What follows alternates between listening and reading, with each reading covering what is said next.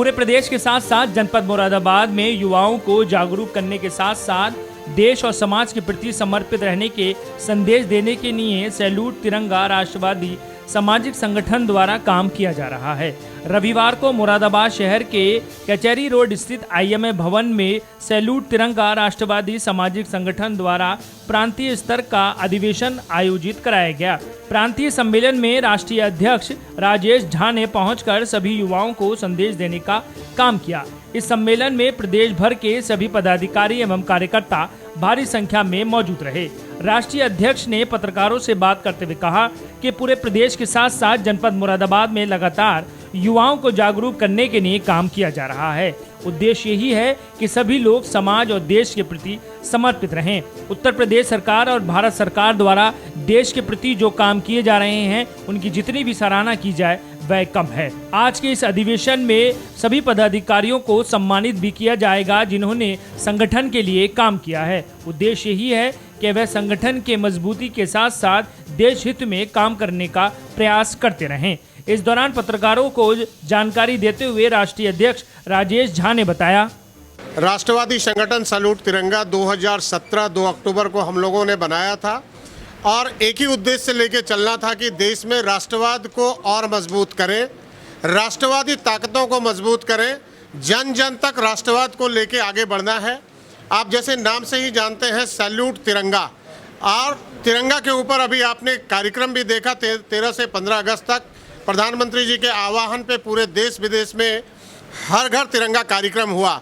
ये कार्यक्रम हम लोग पिछले 5 वर्षों से पूरे देश के अंदर और विदेश में जो भारतीय मूल के लोग रह रहे हैं, इस कार्यक्रम को हम लोगों ने लेके आगे बढ़ाया और हम लोगों का एक ही मंशा है कि हम लोग इसको जल्द से जल्द देश के कोने कोने में, हर गांव में, हर घर में और आने वाले समय में हर हाथ में तिरंगा पहुंचाएं और राष्ट्रवाद का जन जागरण करें। इसके साथ साथ हम लोग कुछ सामाजिक कार्यों को लेके भी आगे बढ़ रहे हैं, जैसे बेटी बचाओ बेटी पढ़ाओ के कार्यक्रम को लेके आगे बढ़ रहे हैं। इसके साथ साथ हम लोग स्वच्छ भारत अभियान को लेके आगे बढ़ रहे हैं। हम लोगों के कई प्रकोष्ठ हैं, जैसे चिकित्सा प्रकोष्ठ।